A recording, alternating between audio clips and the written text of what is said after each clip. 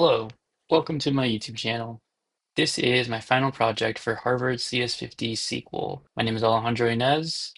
I live in Pasadena, California. My GitHub username is Man of Mañana, same as my YouTube username. And today is September 29th, 2025. So for my project, I decided to go next level. So I decided to make a database in SQLite, and it contained all the books I've read because I'm a big reader. I love reading. Last year I read 32 books, which is the most I've ever read in a single year in my life. I made a personal library dashboard using Streamlit to host. I deployed it live. I pushed it to GitHub as well.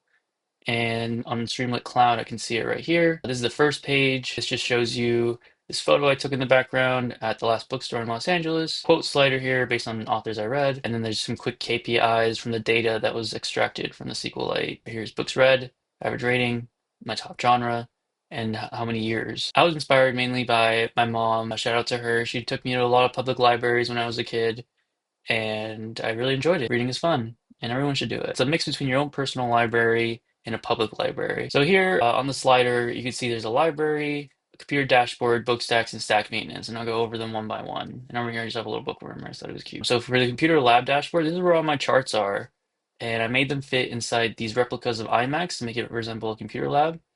I have this iMac downstairs. It was gifted to me. But here we have books per year, books per genre, average rating per genre, top 5 authors by book count, ratings distribution, and average rating per year. Then over here we have book stacks, which I'm particularly proud of. So here, once you input a code in the next section, it'll automatically show up here.